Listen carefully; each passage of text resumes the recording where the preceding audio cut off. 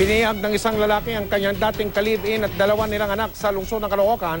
Tumagal ng halos 8 oras ang pangyayari bago tuluyang sumuko ang nag-hostage. Si Steve Dailisa, naka-alerto 24.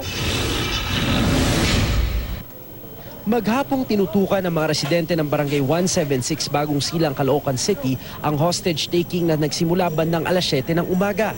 Kaagad namang kinordon ng mga otoridad ang magkabilang dulo ng kalsada. Ate Brenda, tulong. Tumawag ka ng barangay, nagsarado ng pintuan. Yun na yun. Nagbugbugan na sila sa loob. Binugbog niya yung babae. Ang salarin, hawak ang dating kinakasama at dalawa nilang minor de edad na anak. Bandang alas 10 ng umaga, pinalaya ng ama ang dalawa niyang anak na kaagad dinala sa DSWD para sa counseling. Si Superintendent Carlito Di Malanta ang tumayong negosyador. Armado raw ng patalim ang sospek. Sinugatan niya di umano ang sarili. Yung patalim niya, ang hawak niya, may hawak siya na paganyan, pero minsan naman binibitawan niya parang ganyan. So, pag nakikita mo yung panaksak niya ganun, so andun yung possibility na, siyempre, yung psychology, di ba?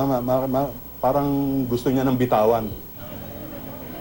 12:20 ng tanghali, ipinatawag ng hostage taker ang kaibigan. Dito nagpakita ng senyales ng pagsuko ang sospek. 2:55 ng hapon, nagpakuha ng sasakyan ng hostage taker. At maya-maya, sumuko na. Nakatalakbong ang ulo at kaagad na isinakay ng mga pulis sa patrol car. Ligtas din ang dati niyang kinakasama. Sa biyahe patungong Barugo Police Station, ikinwento ng biktima ang sinapit. Bigla niya akong tinutukan ng kutsilyo at papatayin niya ako. Kaya tumakbo ako palabas, hinila niya ako sa gate, pinapalak niya yung pinto, inaantay niya yung bago kong kinakasama. Ano ang plano niya? Kaya sinakal niya po ako nang hindi po ako makasigaw. Ng mga anak ko, inuntog niya ako. Bago makulong, humingi ng tawad ang sospek. Nagawa niya lang daw ang lahat dahil sa labis na pagmamahal sa dalawang anak at sa kagustuhang makipagbalikan sa dating kinakasama.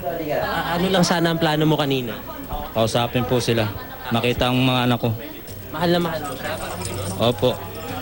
Mahal ko ang mga pamilya ko.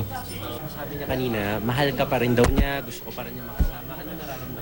Wala na po ako nararamdaman sa kanya. Pero ang sa akin lang po, kung may bago na akong kinakasama, magtulungan na lang po kami sa aming mga anak ko.